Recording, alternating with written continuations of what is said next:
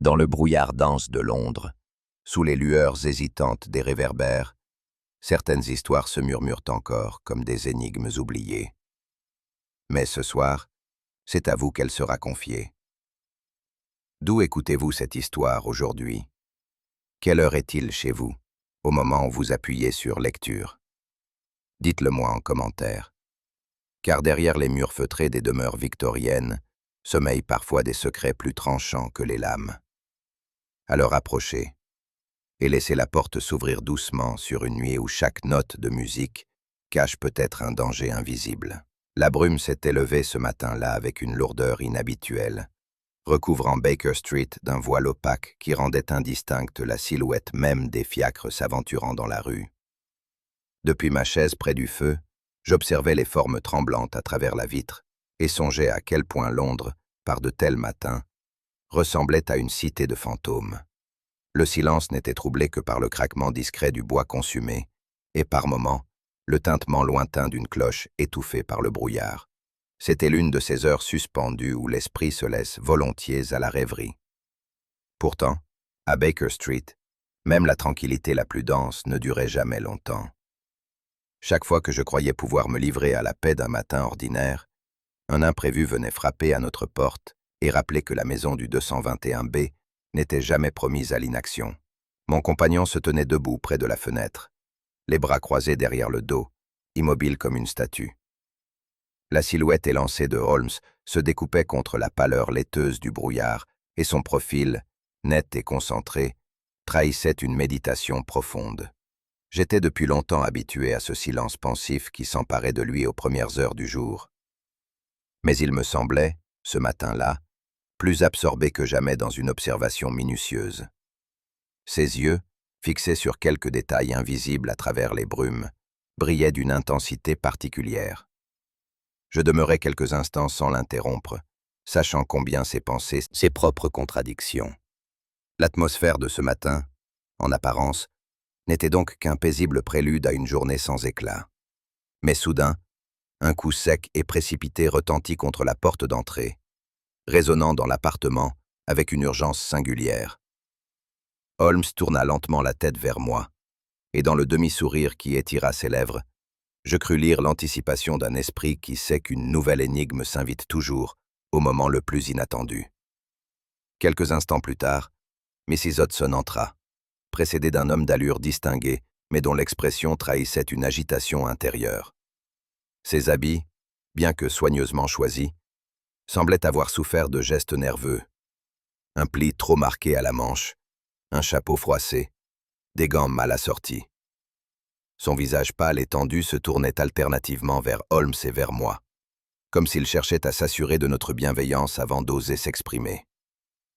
Je perçus dans ses yeux une fatigue plus morale que physique, celle de l'homme qui porte un fardeau depuis trop longtemps. Il salua d'une voix hésitante, puis demeura quelques secondes silencieux, incapable de trouver les mots. Holmes, d'un geste sobre mais accueillant, l'invita à s'asseoir face à nous. Déjà, dans la crispation de ses mains et la raideur de son attitude, se dessinait l'annonce d'une affaire où la peur jouait un rôle décisif. Ce fut seulement après quelques respirations hâtives que l'homme tira de son manteau un objet enveloppé dans un tissu sombre. Avec une précaution presque religieuse, il posa le paquet sur la table, puis, d'un geste tremblant, en écarta la housse. La lumière pâle du matin se refléta alors sur une petite boîte à musique en argent ciselé, dont le couvercle, finement décoré d'arabesques, semblait capter chaque étincelle. Je n'avais jamais vu de pièce d'orfèvrerie aussi délicate. Le visiteur demeura silencieux, comme s'il attendait que l'objet parle de lui-même. Holmes s'était déjà penché, ses yeux scrutant les moindres détails avec une avidité de connaisseur. Le visiteur, jusque-là muet, serrait ses mains l'une contre l'autre, au point que ses jointures en blanchissaient. J'eus l'impression qu'il s'efforçait de contenir une émotion trop forte pour être dissimulée. Ses yeux se posaient sur la boîte avec une expression où se mêlaient crainte et répulsion, comme si l'objet portait le poids d'un souvenir douloureux. Sa respiration courte et son attitude convulsée trahissaient la lutte intérieure d'un homme déchiré entre le besoin de parler et la peur de ce qu'il aurait à révéler. Je sentis qu'il ne s'agissait pas seulement d'une curiosité d'antiquaire, mais bien d'un fardeau personnel, peut-être d'un drame encore récent. Holmes, silencieux, l'observait avec une acuité qui me glaça presque, tandis que je devinais qu'il percevait déjà ce que moi je ne faisais qu'entrevoir. La boîte à musique n'était pas qu'un objet précieux, elle était la clé d'une vérité funeste. Holmes, toujours penché vers la boîte, ne tarda pas à redresser la tête pour plonger son regard dans celui du visiteur. Ce fut comme si, en un éclair, il avait traversé toutes les hésitations de cet homme pour atteindre directement l'origine de son trouble. Son silence n'était pas vide. Il agissait comme une pression invisible qui contraignait le client à livrer malgré lui les fragments de son secret. Je vis mon ami fixer une poussière incrustée dans le métal, examiner une rayure sur la serrure, puis reporter son attention sur les tremblements du visiteur. À travers ces détails infimes, il tissait déjà une toile de déduction que moi-même ne pouvais encore concevoir. Il finit par dire doucement : « Monsieur, je crois que ce que vous nous apportez n'est pas seulement un objet, mais le témoin d'événements bien plus graves. » Le visiteur blêmit. L'homme qui s'était enfin décidé à parler se présenta d'une voix mesurée. Il se nommait Edward Fairchild, antiquaire établi depuis de longues années à Bloomsbury, où sa boutique était réputée pour ses objets rares et ses collections soigneusement choisies. Pourtant, en l'écoutant, je fus frappé par la dissonance entre sa profession, qui suggérait stabilité et raffinement, récemment décédé, avait laissé une succession considérable, composée non seulement de biens matériels, mais aussi d'objets de grande valeur sentimentale. Or, comme il arrive souvent dans les familles où l'argent et la fierté se mêlent, les premières tensions apparurent dès la lecture du testament. Les frères, cousins et tantes, autrefois unis par des liens d'affection, se retrouvèrent soudain adversaires, chacun scrutant la part de l'autre avec un ressentiment croissant. Édouard décrivit ces réunions tendues où chaque regard dissimulait une rancune, où chaque mot échangé avait l'acidité du reproche. Lui-même, bien qu'antiquaire habitué au marchandage, se sentait dépassé par la violence sourde qui montait dans sa propre famille. Ce n'était pas seulement l'or ou les biens qui étaient convoités, mais le symbole même de la mémoire du père, devenu enjeu de jalousie. La mort, loin de rapprocher, avait semé la discorde, et dans ce climat empoisonné, Edward entrevoyait déjà le spectre d'une malédiction qui s'abattait sur son nom. Holmes, immobile, l'écoutait avec cette attention glaciale qui ne laisse rien échapper. Le récit prit alors un tour plus sombre. Edward expliqua que, peu de jours après la lecture du testament, un de ses cousins, Henry, fut retrouvé sans vie dans sa chambre. Le médecin appelé en hâte avait conclu à une attaque soudaine du cœur, conséquence possible d'une constitution fragile. Mais Edward, qui connaissait son cousin comme un homme vigoureux et sans antécédents sérieux, ne pouvait accepter cette explication. Ce décès brutal avait jeté l'effroi sur toute la famille, et déjà, les murmures d'une influence néfaste commencèrent à circuler dans les salons. Certains y voyaient la main de la fatalité, d'autres celle d'une justice divine frappant une maison divisée par la cupidité. Quant à Edward, il se souvenait encore de l'expression de surprise figée sur le visage du défunt, comme si la mort était survenue dans un instant de terreur inexpliquée. Ce souvenir ne cessait de le hanter. Le malheur ne tarda pas à frapper de nouveau. Quelques semaines plus tard, une tante, Madame Ellison, fut retrouvée inanimée dans signe d'un mal plus concret, plus humain, mais non moins redoutable. Ce fut alors qu'il mentionna la boîte à musique.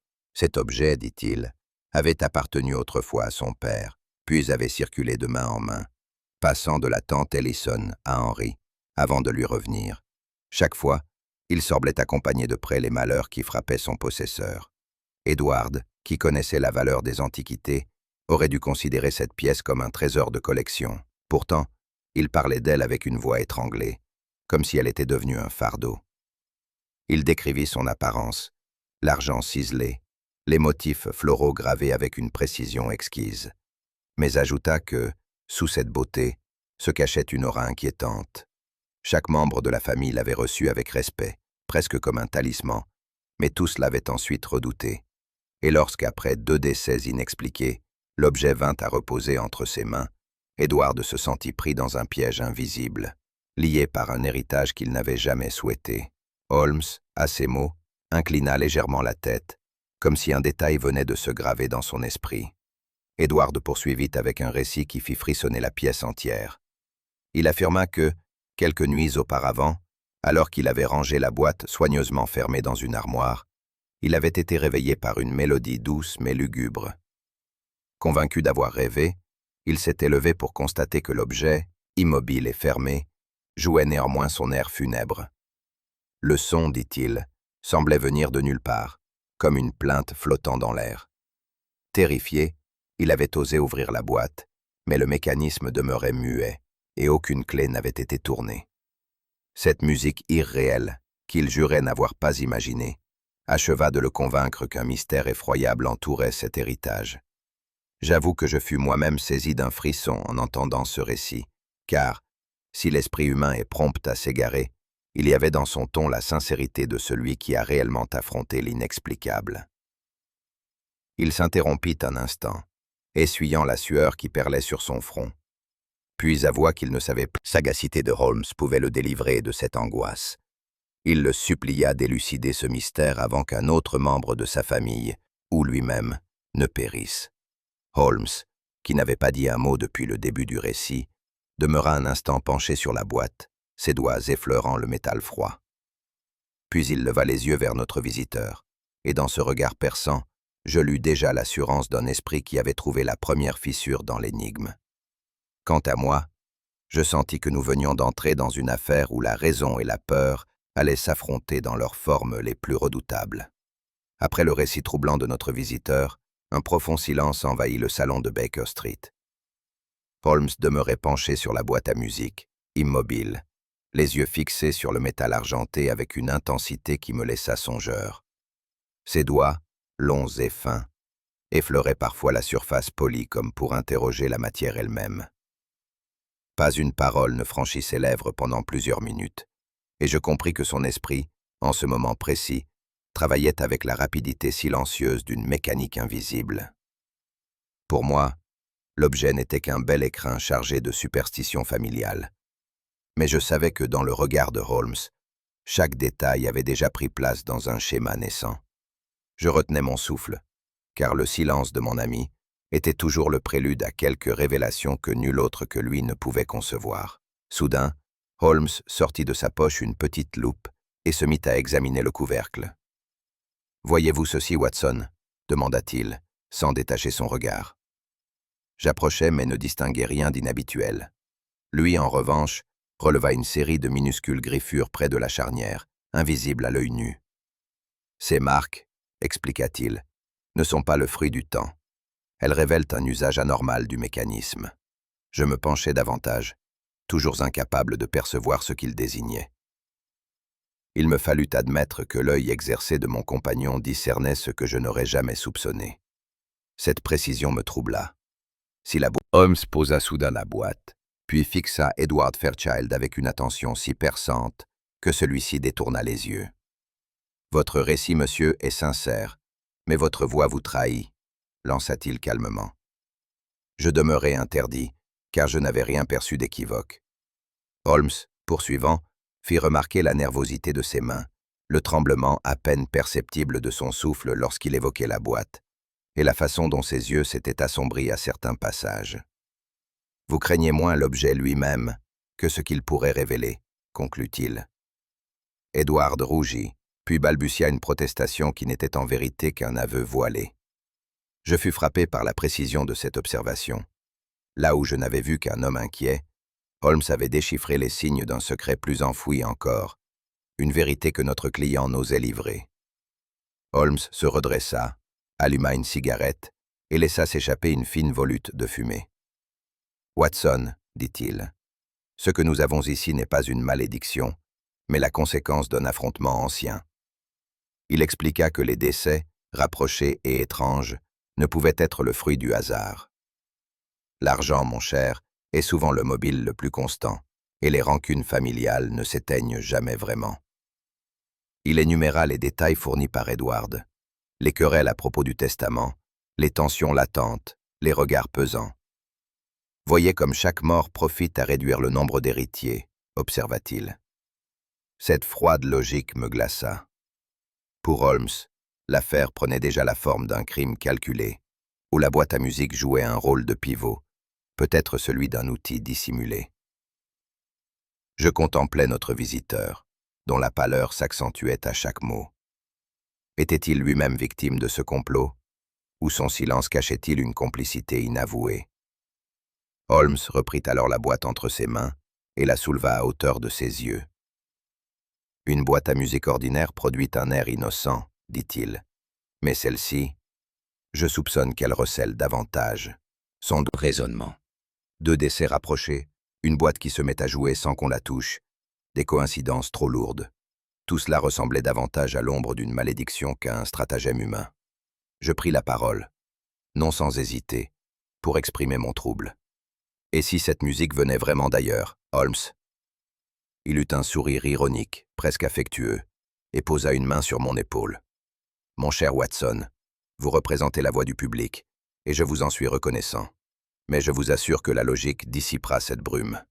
Je rougis d'avoir cédé à une pensée superstitieuse, mais je sentis aussi que mon rôle serait de garder vivant ce doute, tant que Holmes n'aurait pas dissipé l'obscurité.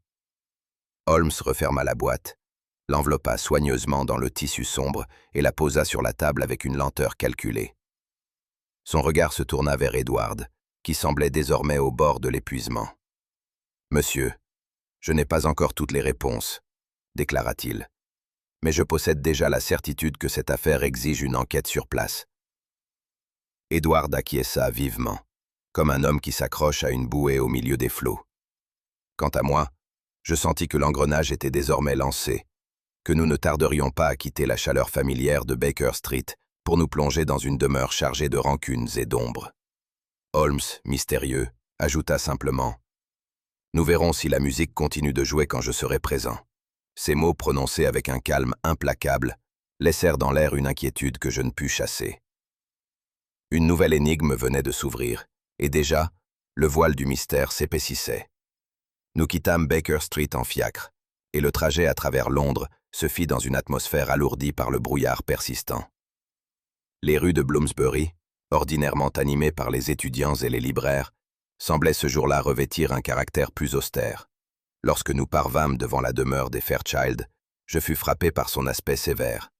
Une façade de briques sombres, dont les volets à demi clos donnaient l'impression que la maison se refait. Un domestique âgé nous introduisit dans le vestibule. Le silence qui y régnait était presque solennel, comme celui d'une église, où l'on craindrait de parler trop haut. Les lourds tapis étouffaient nos pas, et les portraits des ancêtres, alignés le long des murs, semblaient nous épier de leurs regards sévères. Je ne pus m'empêcher de remarquer combien ces visages peints, figés dans leur dignité passée, paraissaient juger les vivants qui passaient encore sous leur toit. L'air, imprégné d'encaustique et de bois ciré, donnait à la maison une odeur à la fois noble et oppressante. Holmes, indifférent à ce poids invisible, promenait son regard avec la précision d'un homme qui lit déjà une page d'histoire dans chaque détail. Une table déplacée de quelques pouces, une trace effacée sur le carrelage.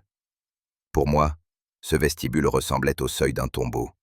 Il annonçait des secrets que les habitants, à défaut de pouvoir les dissimuler, préféraient ensevelir dans le silence. On nous conduisit ensuite dans un petit salon où nous attendait Madame Fairchild, la veuve du défunt patriarche. Elle se leva avec une élégance froide pour nous saluer.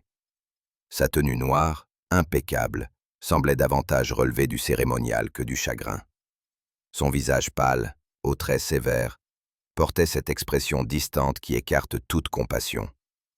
Elle accueillit Holmes et moi avec des paroles polies, mais son ton sec trahissait une hostilité à peine voilée.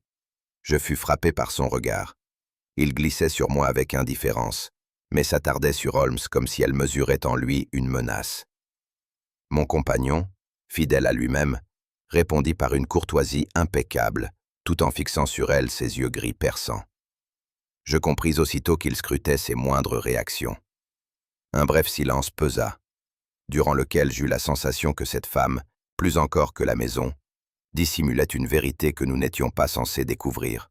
Lorsque nous prîmes congé, je notai que son sourire figé ressemblait davantage à une barrière qu'à un accueil.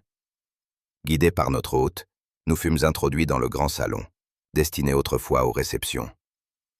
Poursuivait ses politesses. Holmes notait en silence ces incohérences infimes qui, je le savais, allaient s'assembler bientôt dans l'architecture de sa pensée. À la demande de Holmes, 2 domestiques furent introduits, une gouvernante à l'air sévère et un jeune valet dont l'inquiétude se lisait dans chaque geste.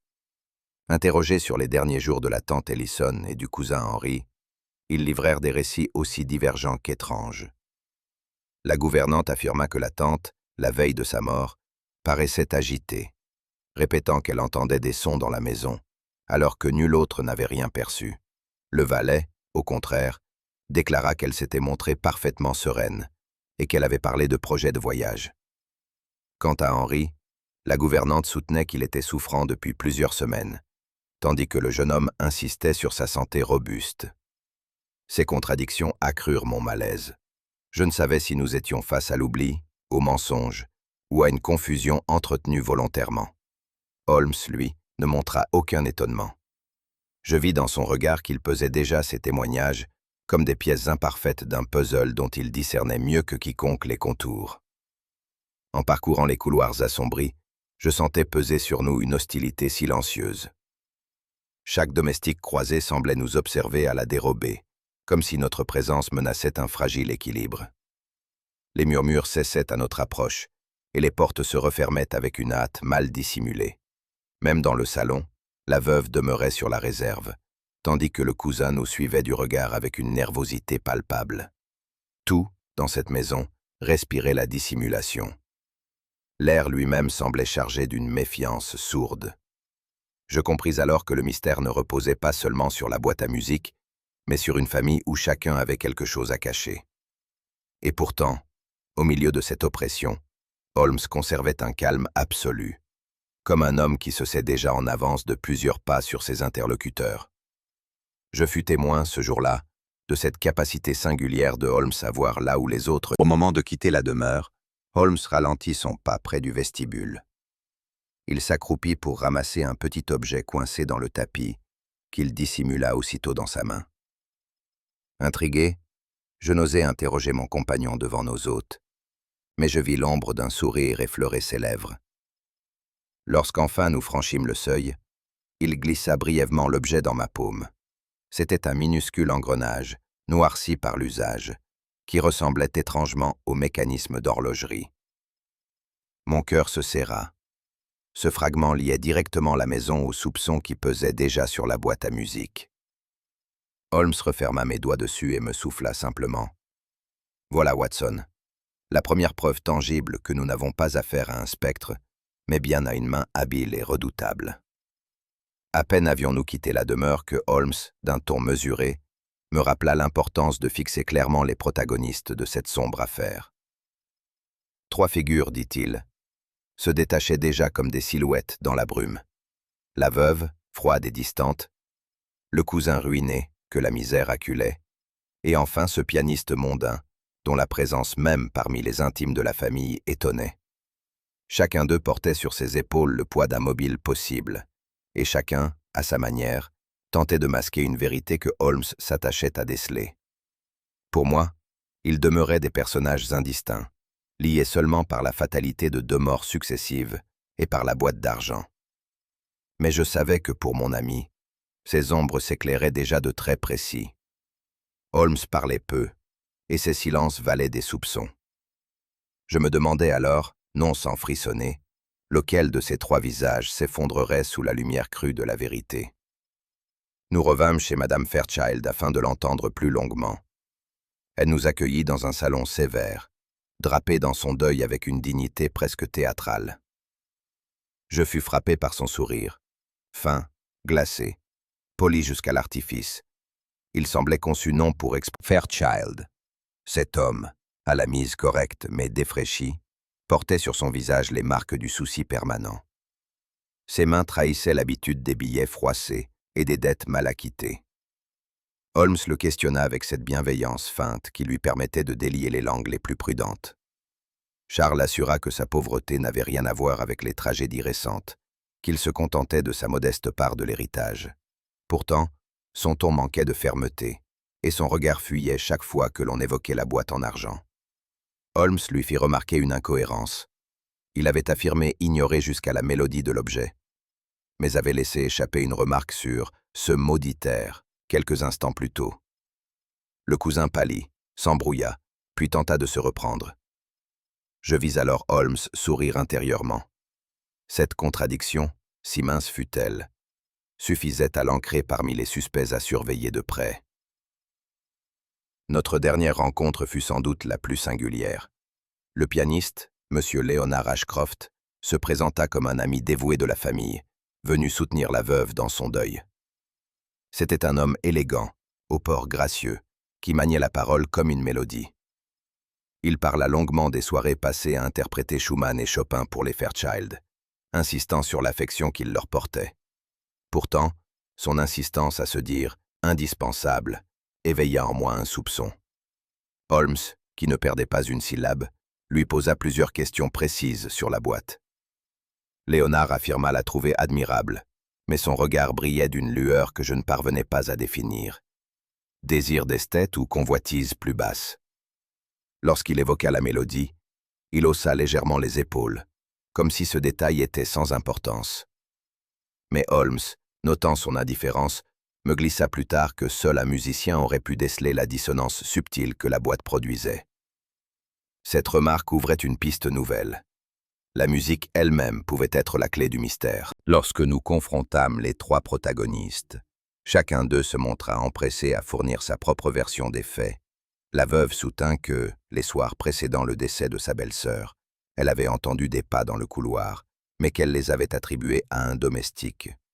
Le cousin, lui, affirma qu'il n'avait rien perçu d'anormal, mais ses paroles semblaient hâtives, comme s'il cherchait à éviter tout détail compromettant. Quant au pianiste, il insista sur le calme apparent qui régnait, ajoutant avec légèreté que l'on prêtait trop d'importance à de simples coïncidences. Ces divergences étaient frappantes. Là où l'un décrivait une agitation, l'autre parlait de sérénité, et le troisième de banalité. J'y voyais de la confusion, mais Holmes, impassible, me souffla qu'il s'agissait moins de mémoire faillible que de silence calculé. Chacun, à sa manière, construisait un récit utile à sa défense. Au fil de ces entretiens, je fus saisi par l'extrême politesse avec laquelle chaque suspect s'adressait à nous. La veuve, raide dans sa dignité, nous offrait un thé qu'elle ne semblait pas goûter elle-même. Le cousin, d'une voix humble, exprimait une gratitude exagérée pour l'intérêt que nous portions à la famille. Quant au pianiste, il se répandait en compliments creux, comme un acteur sur scène. Pourtant, derrière ses manières soignées, je percevais des éclats d'aigreur et de rivalité.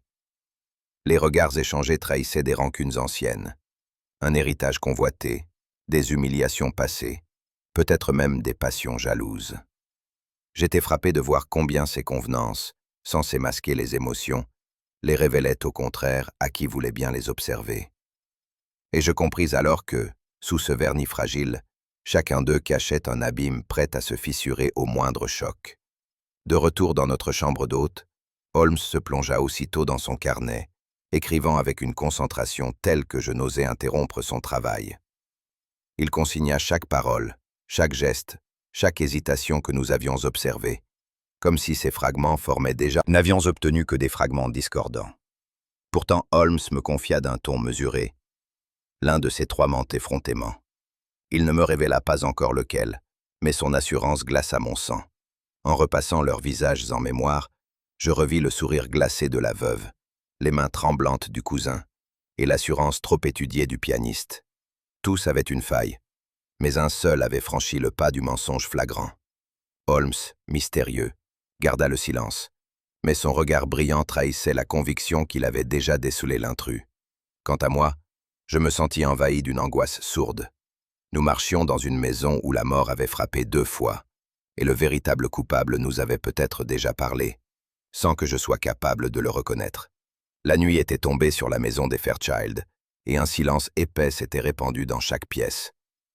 Je m'étais retiré dans la chambre qu'on m'avait attribuée, et allongé sur le lit, je percevais l'étrangeté de ce calme forcé. Les craquements du bois, que l'on aurait jugé anodins en d'autres circonstances, résonnaient dans mon esprit comme des avertissements. Un souffle de vent s'infiltrait par les interstices des fenêtres, faisant vibrer légèrement les rideaux. J'eus la sensation que les portraits des ancêtres, suspendus dans le couloir, nous observaient toujours, même à travers les ténèbres. Dans cette atmosphère, je compris pourquoi notre client parlait de malédiction.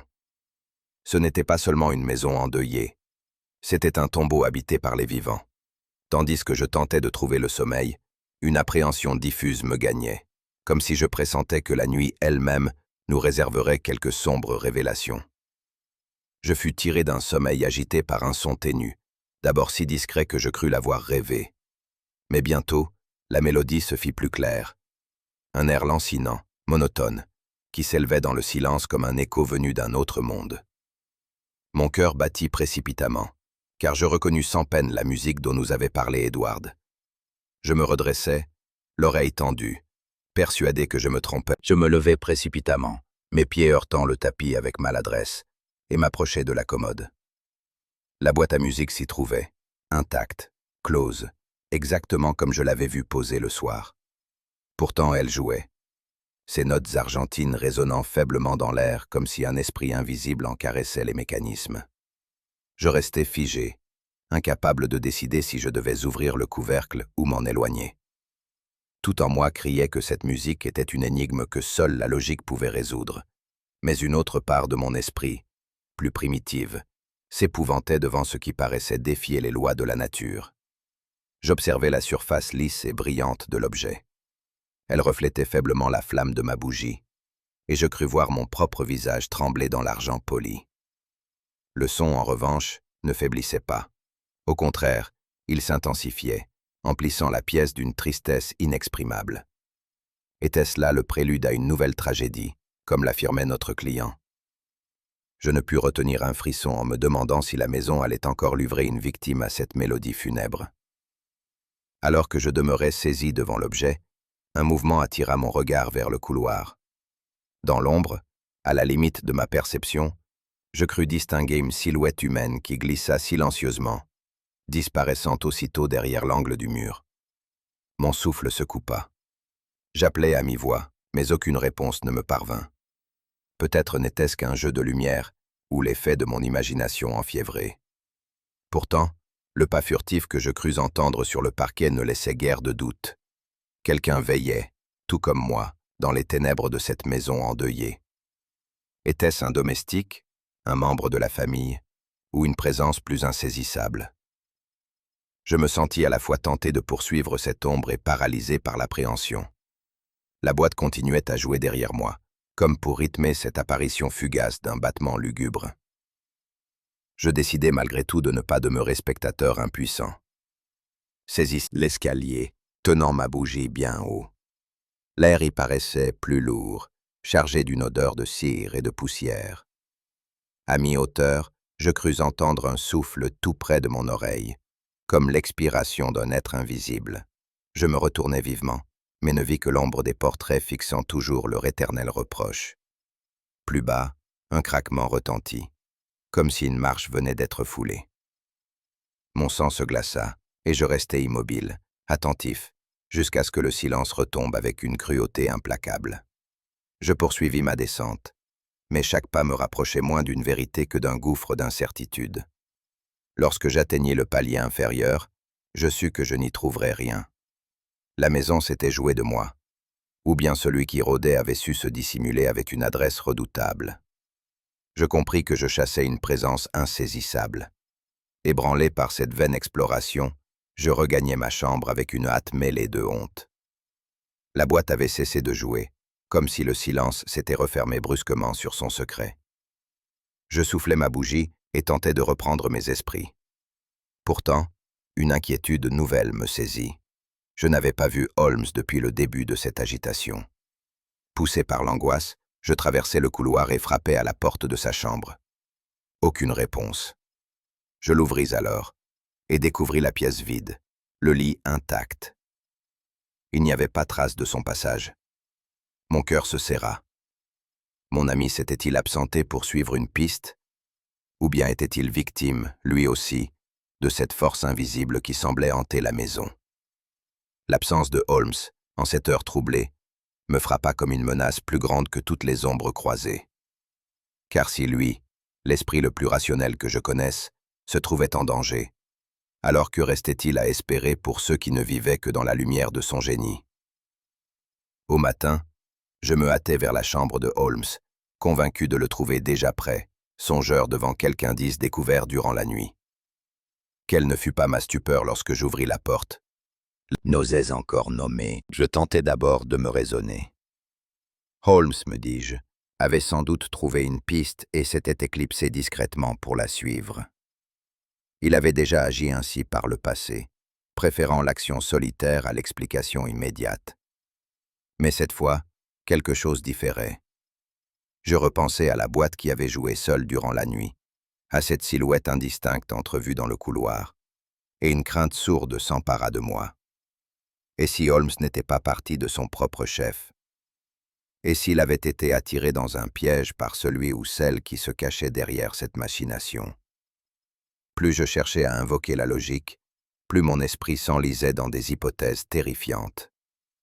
Mon ami, mon guide, l'homme dont la clairvoyance m'avait tant de fois rassuré, n'était plus là. Je sentis alors le poids cruel de ma solitude, comme si la maison elle-même, lourde de secrets, resserrait son étreinte autour de moi. Décidé à ne pas céder à la panique, j'entrepris de chercher des indices dans le couloir qui menait à nos chambres. Le tapis, épais et sombre, conservait à peine l'empreinte des pas. Pourtant, en me penchant, j'aperçus quelques marques irrégulières, comme laissées par un soulier humide. Elles semblaient se diriger vers l'escalier, puis disparaissaient brusquement, comme si leur auteur avait pris soin d'effacer toute trace. Plus loin, une porte demeurait entr'ouverte, celle d'un petit cabinet que je savais inoccupé. Je poussai la porte avec précaution et découvris la pièce vide, mais l'air y paraissait plus froid, comme si quelqu'un l'avait quitté peu auparavant. Rien, cependant, ne permettait d'affirmer que Holmes y avait pénétré. Chaque indice, loin de m'éclairer, m'enveloppait d'un brouillard plus dense encore. Je compris alors que je n'avais ni l'œil ni la méthode de mon compagnon. Je voyais, mais je ne savais pas interpréter. Et cette impuissance, au lieu de m'encourager, renforça mon sentiment d'être entraîné vers une énigme qui me dépassait. Je décidai ensuite de m'adresser aux domestiques, où chacun redoutait d'être la prochaine victime. Je me tournai ensuite vers Madame Fairchild. Elle me reçut dans un petit salon, vêtue de son éternelle robe noire, ses mains croisées sur ses genoux. J'exposai mon inquiétude pour Holmes, mais son visage demeura de marbre. Elle haussa à peine les épaules, comme si la disparition d'un homme, fût-il notre hôte, n'avait guère d'importance. « Votre ami docteur est sans doute parti de son plein gré », dit-elle d'un ton neutre, presque ironique. Ses yeux d'un éclat froid semblaient guetter ma réaction plus qu'exprimer la sienne. Je crus percevoir, dans cette indifférence affectée, la trace d'une satisfaction secrète, comme si l'absence de Holmes allégeait un poids qui pesait sur elle. Était-ce un masque destiné à tromper mon jugement, ou le signe d'une complicité tacite dans le drame qui se déroulait sous ce toit? Je ne pus le déterminer, mais son attitude glaça davantage mon esprit que ses paroles elles-mêmes. Je me rendis ensuite auprès du cousin Charles, que je trouvais dans la bibliothèque. Ses traits fatigués trahissaient une nuit sans sommeil, mais son agitation me parut moins due au deuil qu'à une nervosité coupable. À peine avais-je mentionné la disparition de Holmes, qu'il s'empressa d'assurer qu'il n'avait rien remarqué, multipliant les protestations avec une hâte suspecte. Ses phrases s'entrechoquaient, se corrigeaient, et son regard fuyait le mien. Lorsqu'il affirma que Holmes devait sans doute avoir quitté la maison très tôt, je fus frappé par la maladresse de cette excuse. Comment pouvait-il le savoir, puisqu'il jurait ne pas l'avoir vu?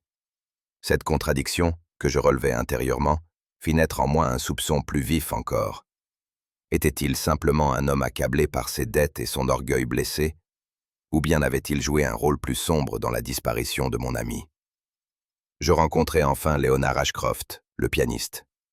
Contrairement aux autres, il se montra empressé à m'écouter et afficha une coopération presque trop parfaite. Il se dit consterné par l'absence de Holmes et proposa aussitôt de m'aider. Lorsque mes interrogatoires prirent fin, je me sentis plus épuisé que jamais. Chaque parole recueillie n'avait fait qu'ajouter une couche d'opacité au mystère. La maison tout entière paraissait se liguer contre moi, et l'absence de Holmes rendait chaque pas plus lourd. Je réalisais alors combien j'étais dépendant de son intelligence, combien mes propres forces semblaient dérisoires, sans son regard pour les guider. Le doute, tel un voile sombre, s'étendait en moi. Et pour la première fois depuis longtemps, je craignis que cette énigme ne m'engloutisse avant que mon ami ne reparaisse pour en dissiper les ombres.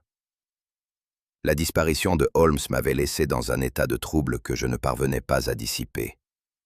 L'idée de demeurer inactif, prisonnier de mes propres craintes, me paraissait insupportable. Aussi pris-je la résolution d'explorer seul la maison, guidé autant par l'inquiétude que par un besoin de comprendre. Je parcourus les couloirs assombris, les yeux à l'affût du moindre indice. Chaque porte close me paraissait receler un secret.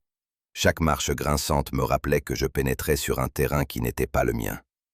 Pourtant, au fond de moi, une petite voix murmurait que Holmes, s'il avait été là, n'aurait pas approuvé ma témérité. Mais l'absence de mon ami me contraignait à assumer une responsabilité nouvelle, aussi lourde qu'inattendue. Mon errance me conduisit vers une aile reculée de la demeure, rarement fréquentée, si l'on en jugeait par l'épaisseur de poussière qui recouvrait les boiseries. Là, je découvris une petite porte basse, dissimulée derrière une tenture élimée. En la poussant, je pénétrai dans une pièce étroite, encombrée d'établis et d'outils d'horlogerie. Le lieu, à l'évidence, avait autrefois servi à un artisan patient, mais semblait depuis longtemps oublié. L'odeur âcre du métal et du vieux cuir flottait encore dans l'air, comme si elle s'était incrustée dans les murs. Je fus frappé par le contraste entre cet atelier négligé et le faste du reste de la maison. Était le théâtre d'un travail clandestin, dont la nature m'échappait encore. Était-ce là que s'était élaboré le secret de la boîte à musique? Mon esprit oscillait entre le scepticisme et l'effroi. Mais je savais que je ne pouvais me contenter de simples suppositions. Il me fallait aller plus loin, quitte à m'aventurer dans un domaine où mon inexpérience risquait de me trahir. En fouillant les tiroirs d'un meuble poussiéreux, je tombais sur une petite boîte de bois, fermée par un cliquet rudimentaire. Je l'ouvris avec précaution et découvris à l'intérieur une collection d'engrenages minuscules, de ressorts délicats et de pièces métalliques d'une précision remarquable. Leur éclat tranchait avec le reste de la pièce, comme si ces éléments avaient été récemment polis ou fabriqués. Je les pris un à un, étonné de la finesse de leur conception. À mes yeux inexpérimentés, ils semblaient n'avoir aucune valeur particulière, mais leur nombre et leur diversité éveillaient un soupçon croissant. Pourquoi conserver ici, dissimulés, des éléments qui rappelaient tant les mécanismes d'une boîte à musique? Cette découverte, bien que muette, me parut chargée d'un sens que je n'étais pas encore en mesure de déchiffrer. Je sortis la boîte en argent que j'avais emportée dans ma poche, presque machinalement, comme si je pressentais que les deux objets devaient se répondre. Je comparais les engrenages aux pièces visibles à travers les fentes du mécanisme. À ma stupéfaction, certains semblaient parfaitement s'ajuster. Je les approchai de l'objet, et leur forme épousait avec une précision troublante les emplacements du mécanisme interne. L'évidence me sauta aux yeux. Ces pièces n'étaient pas des restes épars, mais bien des éléments destinés à modifier ou réparer le fonctionnement de la boîte. Je demeurai longuement à contempler cette correspondance, le cœur battant. Holmes, j'en étais sûr, aurait su en tirer des conclusions claires. Pour moi, ce rapprochement ne faisait qu'ajouter à mon désarroi. Car si la boîte avait été manipulée ici, cela signifiait à mesure que j'ordonnais mes pensées, une hypothèse redoutable s'imposa à moi. Et si cette boîte, loin de n'être qu'un instrument destiné à jouer un air mélancolique, avait été conçue pour cacher un dispositif secret? Les engrenages, les ressorts, les traces d'un travail récent. Tout concourait à l'idée d'une machination plus complexe. Peut-être contenait-elle un compartiment dissimulé, ou un mécanisme capable d'actionner quelque chose de plus dangereux qu'une simple mélodie. Mon esprit médical évoqua des scénarios sombres. Un ressort libérant un poison, un gaz invisible, ou une aiguille empoisonnée prête à frapper l'imprudent. J'étais horrifié de constater combien ces pensées s'imposaient à moi avec une force grandissante. Était-ce là le secret qui avait coûté la vie aux deux membres de la famille? Et si oui, qui, parmi ces visages glacés et souriants, avait eu l'audace de l'utiliser? Je refermai la boîte de bois avec précipitation, conscient que je tenais entre mes mains une preuve capitale, mais incapable de l'interpréter avec certitude. La solitude dans laquelle je me trouvais accentuait ma frayeur. J'aurais tant voulu entendre la voix de Holmes, claire et tranchante, réduire en quelques mots mes doutes en certitude. Au lieu de cela, je demeurais seul, entouré de pièces muettes et de rouages trompeurs, comme un enfant égaré dans un labyrinthe. Je me demandais si je devais révéler immédiatement ma découverte aux habitants de la maison. Mais une intuition m'en détourna. Si le coupable se trouvait parmi eux, il saurait alors que j'avais franchi un seuil dangereux. Je décidai donc de garder le silence, mais chaque battement de mon cœur me rappelait le péril de cette décision. Une pensée obsédante m'accompagnait désormais. La vérité approchait, mais sans Holmes, j'étais peut-être incapable de l'affronter seul. Je m'étais résigné à passer une nouvelle journée dans l'ombre de l'angoisse, errant dans les couloirs de cette maison chargée de deuil, lorsque la porte s'ouvrit soudain avec un calme presque solennel. Là, sur le seuil, comment avait-il pu me laisser, son fidèle compagnon, dans un tel désarroi, exposé aux soupçons et aux faux semblants de cette maison hostile? Je lui adressai des reproches que je n'aurais osé formuler en d'autres circonstances, mais qui jaillirent sous l'effet de l'émotion. Holmes, imperturbable, écouta mes paroles avec une demi-sourire qui relevait plus de l'indulgence que du mépris. « Mon cher Watson, dit-il enfin, votre inquiétude m'honore, mais elle était superflue. » Ces mots, prononcés avec une sérénité désarmante, dissipèrent en partie ma rancune. Je me sentis soudain comme un enfant grondant son maître avant de se rappeler qu'il lui doit tout. La certitude d'avoir retrouvé mon ami, bien vivant et maître de la situation, fit céder la colère à une immense reconnaissance. Mais je pressentais déjà qu'il n'avait pas disparu en vain. Il revenait chargé d'un savoir nouveau. Holmes, prenant place dans un fauteuil comme s'il était l'hôte naturel de la demeure, sortit de sa poche un paquet de lettres pliées avec soin. Il les déposa sur la table avec un geste étudié, qui attira l'attention immédiate de tous. « Voici, messieurs, » dit-il d'une voix claire, « le fruit de mes recherches de la nuit.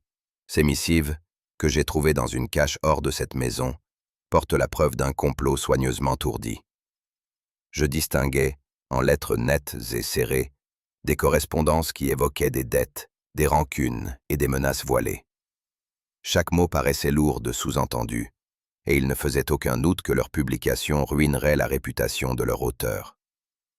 Holmes les feuilleta avec une lenteur calculée, soulignant des phrases où se trahissaient l'avidité et la haine. L'effet sur l'assistance fut immédiat. Visage pâli, regard fuyant, crispation de mains.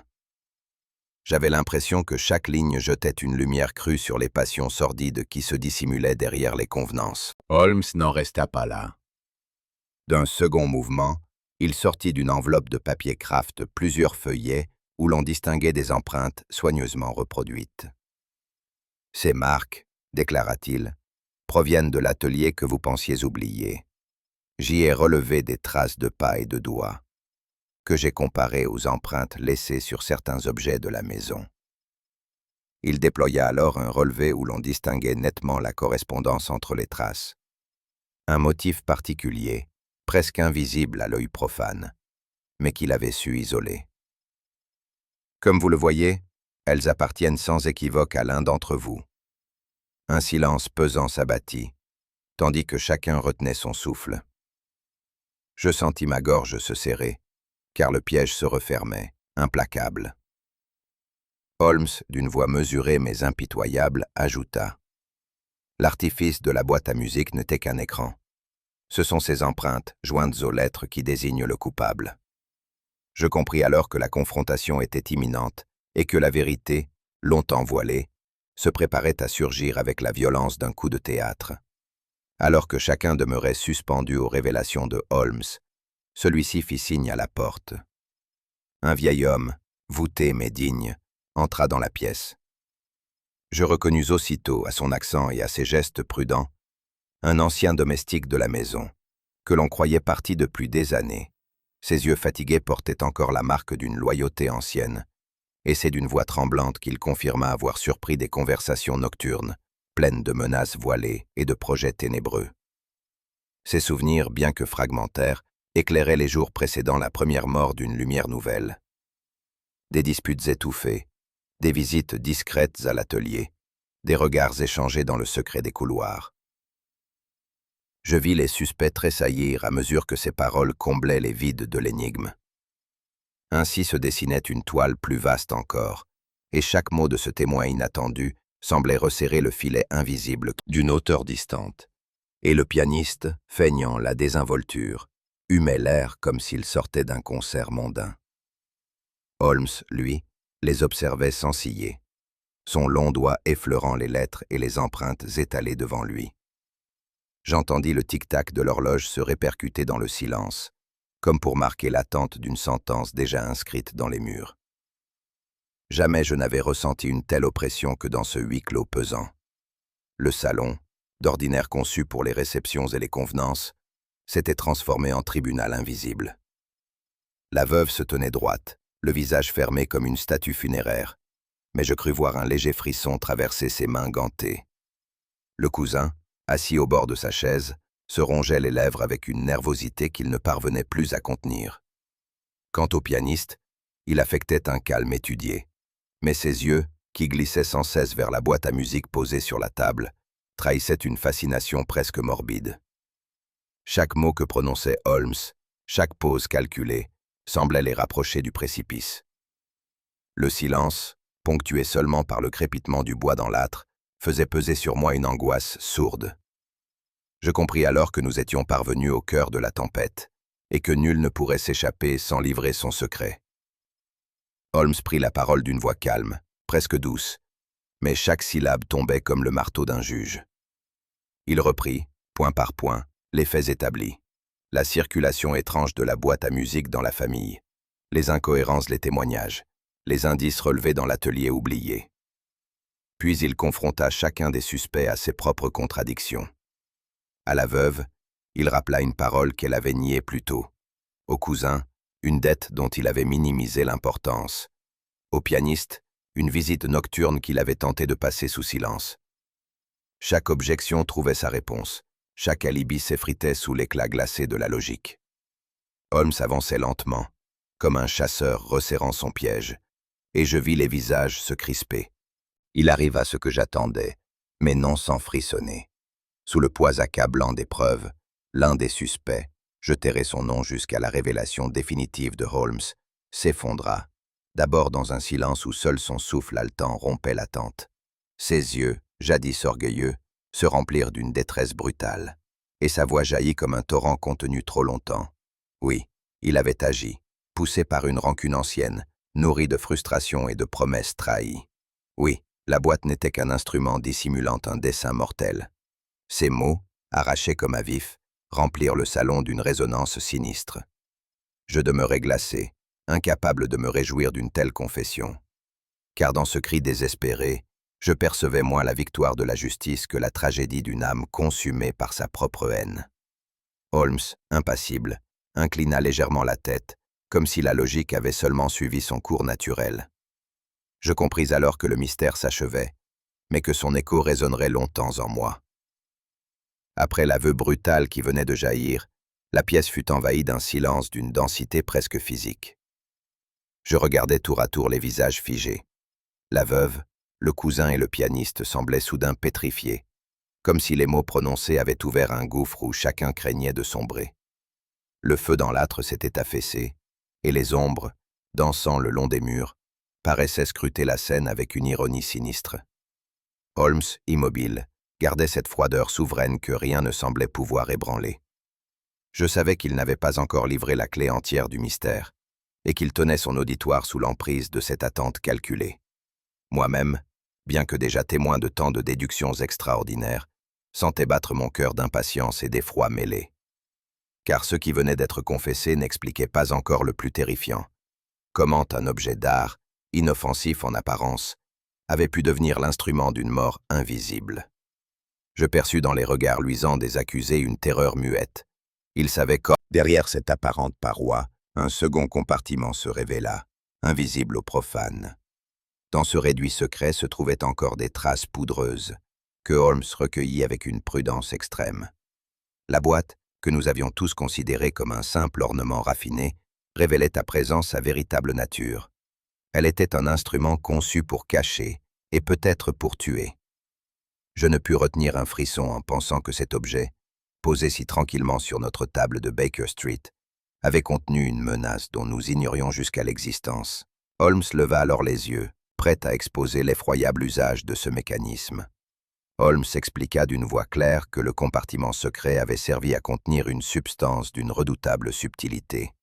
Un poison volatile, inodore, capable d'agir sans laisser de traces apparentes. En activant la boîte, le mécanisme comprimait discrètement une minuscule capsule dissimulée, libérant dans l'air une émanation imperceptible. Celui qui se tenait trop près respirait cette vapeur empoisonnée et voyait, en quelques instants ou en quelques heures, ses forces décliner jusqu'à la mort.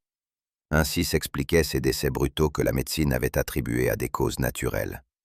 Holmes fit remarquer que seuls ceux qui manipulaient ou observaient la boîte de près étaient exposés au danger, ce qui renforçait l'illusion d'une malédiction familiale. Il avait, me confia-t-il, reconnu l'odeur ténue qui s'en dégageait la première fois que le client avait ouvert le coffret à Baker Street, bien qu'il eût gardé le silence afin de ne pas alarmer inutilement. Tandis qu'il parlait, je sentis un froid me parcourir l'échine. Combien de fois avais-je moi-même respiré près de cette boîte, sans savoir qu'une mort invisible rôdait à mes côtés.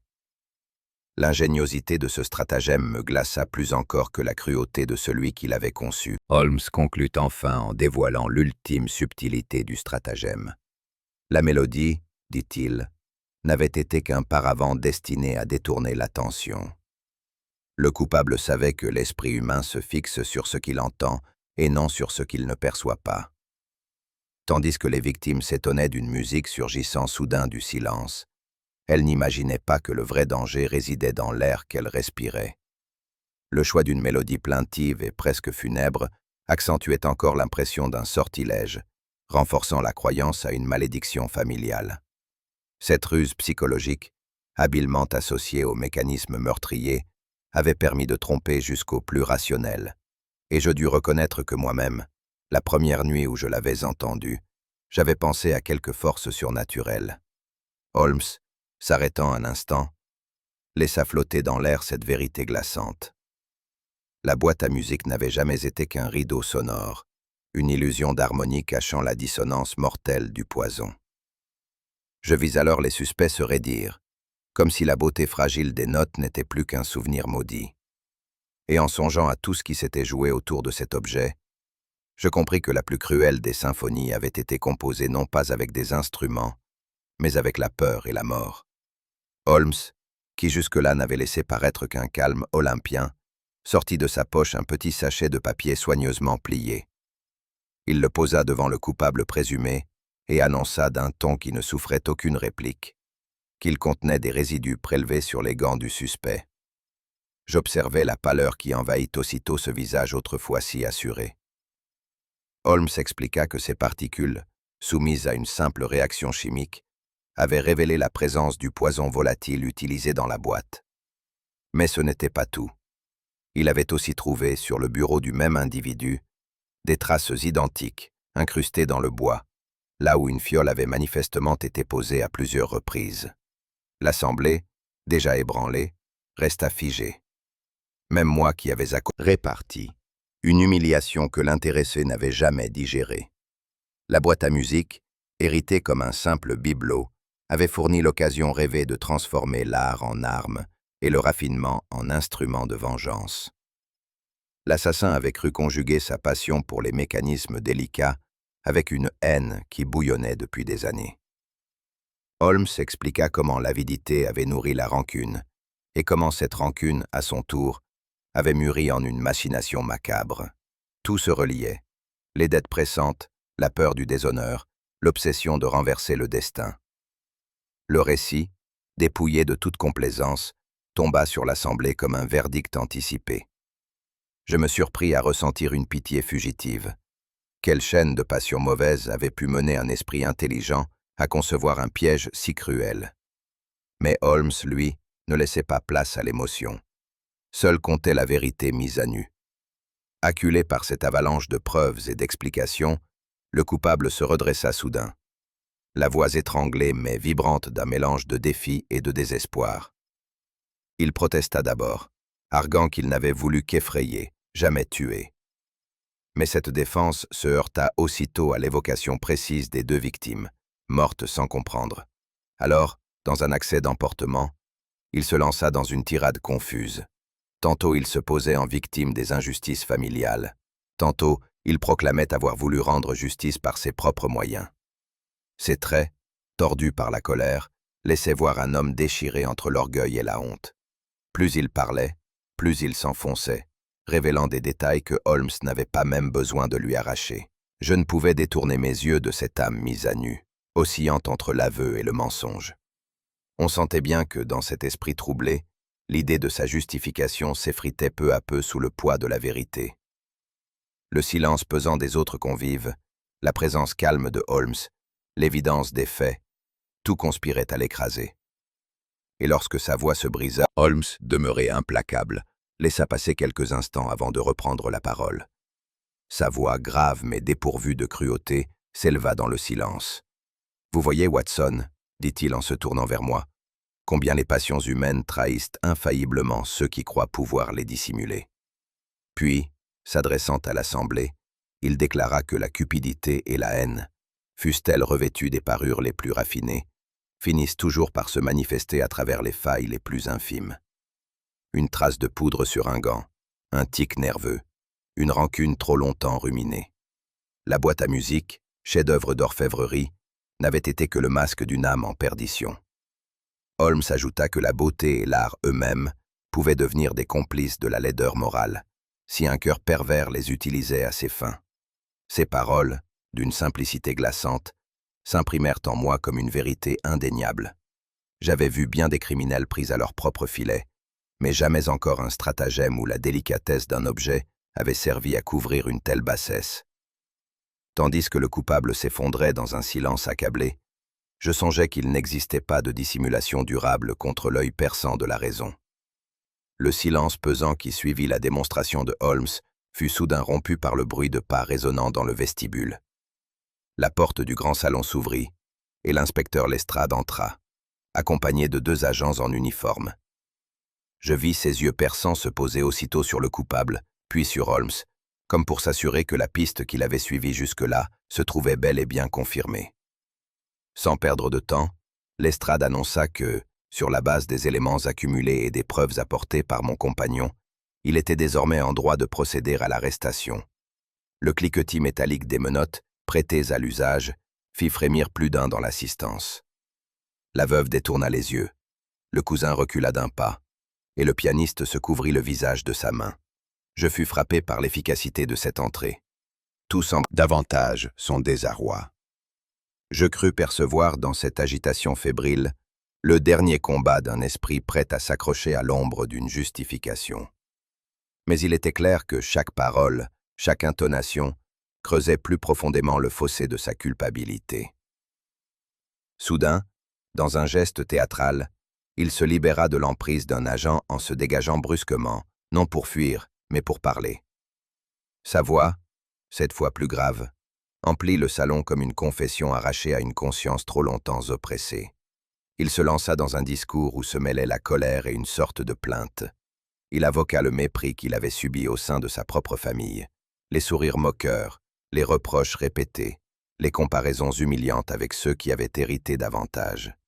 Ces mots se succédaient dans une fièvre croissante, oscillant entre l'orgueil blessé et un désespoir profond. Je fus saisi par cette confession qui, bien qu'elle pût sembler un plaidoyer, n'était en réalité qu'une confirmation éclatante de tout ce que Holmes avait déjà révélé.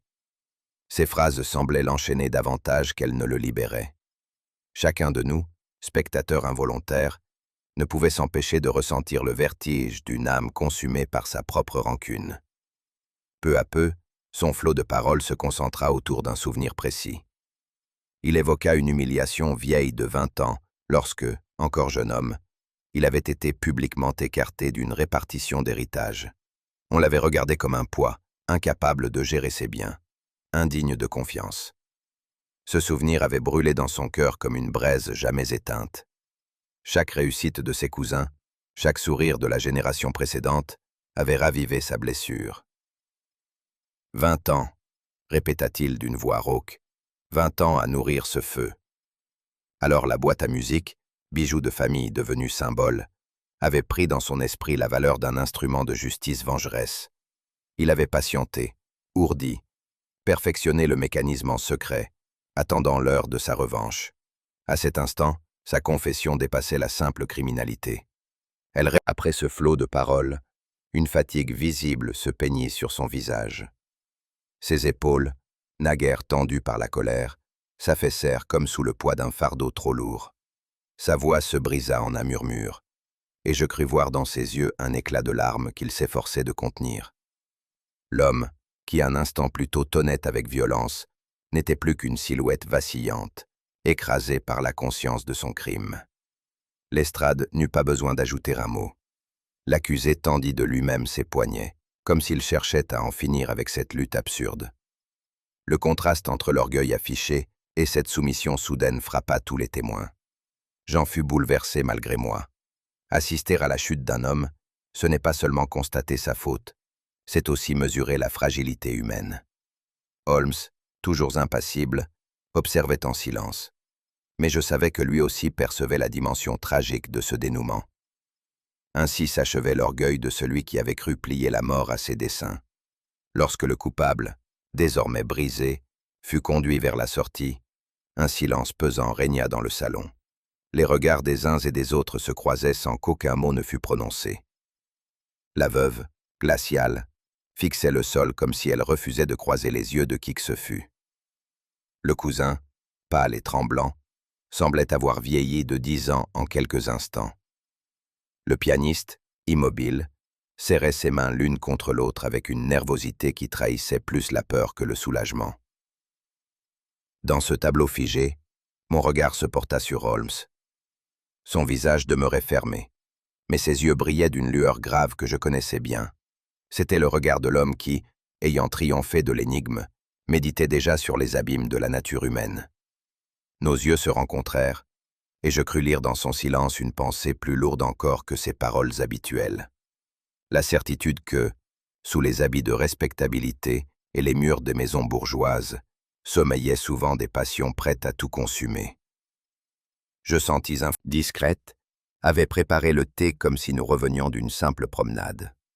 Pourtant, au fond de moi, je savais que rien n'était ordinaire dans notre retour. Chaque silence de Holmes, chaque craquement du plancher, chaque note éparse du violon accroché au mur, me rappelait que la vérité, bien qu'établie, n'effaçait jamais le poids des drames humains. Malgré la quiétude apparente de nos appartements, mon esprit ne pouvait s'empêcher de revenir à l'image de cette boîte à musique en argent. Sa finesse d'orfèvrerie, ses arabesques délicates, et ce mécanisme qui aurait dû ne produire qu'une mélodie innocente, tout cela me hantait. Je revoyais ses reflets métalliques sous la lumière du salon familial, et je me souvenais du frisson glacé qui m'avait parcouru lorsque je l'avais entendu jouer, alors que son couvercle était fermé. Un objet d'art, pensé pour réjouir les sens, avait été transformé en un instrument de mort par la main d'un homme consumé par la haine. Cette pensée me tourmentait. Combien d'autres chefs-d'œuvre, dans leur silence apparent, pourraient dissimuler le venin de passions humaines dévoyées. À cette heure tranquille, je comprenais que l'ombre de la boîte d'argent demeurerait en moi bien après que l'affaire serait classée. Je songeais ensuite à la famille du coupable. Tant de rancune, tant de jalousie avaient nourri une rancœur patiemment entretenue jusqu'à devenir un poison plus dangereux que celui contenu dans la boîte elle-même. Ces rancunes étaient invisibles, logées dans les silences des repas, dans les regards froids, dans les héritages disputés et les humiliations tues. J'avais souvent cru, en observateur extérieur, que les liens du sang possédaient une force indestructible, mais cette affaire me montrait combien ils pouvaient aussi être fragiles, fissurés par des passions souterraines. Nulle haine n'est plus féroce que celle qui s'exerce au sein d'une même lignée. J'en éprouvais une tristesse diffuse. Tant d'énergie, tant d'intelligence auraient pu être consacrées au bonheur commun, et pourtant elles avaient été employées à la destruction. En songeant à cela, je me demandais combien d'autres familles de Londres, tandis que je m'abandonnais à ces méditations sombres, Holmes, assis dans son fauteuil favori, semblait tout entier absorbé par le contenu de sa pipe et par les notes qu'il traçait d'une main rapide dans son carnet. Ses gestes précis, son attitude détachée, donnaient l'impression que l'affaire, désormais résolue, avait perdu tout intérêt pour lui, comme une énigme mathématique dont on a trouvé la solution. Je fus frappé par ce contraste. Là où mon cœur demeurait troublé par les drames humains, Holmes ne voyait que la logique triomphante, la mécanique nue des faits. Sa sérénité m'étonnait presque, et je compris que c'était précisément ce détachement qui faisait sa force et lui permettait de résoudre là où d'autres se seraient laissés submerger. Je demeurais silencieux, conscient de la distance qui nous séparait, lui et moi, dans la manière de ressentir le monde. Soudain, rompant le silence, Holmes leva les yeux de son carnet et me lança, avec ce mélange de malice et de gravité qui lui appartenait. « Voyez-vous, Watson, les passions humaines sont semblables à ces mécanismes délicats que l'on cache dans une boîte. Elles paraissent muettes et inoffensives tant qu'on ne les sollicite pas. Mais il suffit d'un choc, d'une note, pour que tout s'anime et libère sa force destructrice. » Puis il ajouta, d'une voix plus grave. « Quelle ironie, n'est-ce pas? Un objet destiné à charmer l'oreille s'est changé en instrument de mort. C'est là, mon cher ami, la vanité de nos passions. Elle transforme même la beauté en complice de la laideur. » Sa remarque, teintée d'ironie, portait cependant une mélancolie que je lui connaissais rarement. J'y lus la conscience que, malgré tout son génie, il ne pouvait empêcher la folie des hommes de se répéter. Je demeurai pensif, mesurant la justesse de ses paroles. Ce soir-là, tandis que je refermais mon carnet de notes, mes yeux se posèrent sur la silhouette de Holmes, immobile dans la pénombre. Le feu projetait des lueurs vacillantes sur son profil, et sa pipe achevait de se consumer dans un nuage de Baker Street.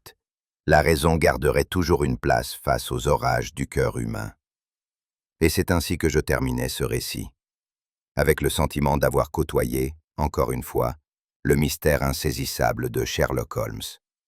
Alors que je referme ce chapitre de ma mémoire, il me reste l'étrange impression qu'aucune logique, aussi implacable fût-elle, ne peut jamais effacer l'ombre des passions humaines. Un parfum de musique suspendue, une note inachevée dans la brume, voilà ce qui demeure. Une énigme qui échappe aux chiffres comme aux preuves, et qui hante l'esprit bien plus que la vérité dévoilée. Et vous, croyez-vous que la rancune était la seule force à l'œuvre, ou qu'un autre secret, enfoui dans les silences de cette famille, n'a jamais été révélé? Dites-le-moi en commentaire. Si cette histoire vous a touché, laissez un signe de votre présence, un like, un mot dans les commentaires, un partage avec ceux qui aiment le mystère, et abonnez-vous pour que d'autres récits viennent éclairer vos nuits d'énigmes.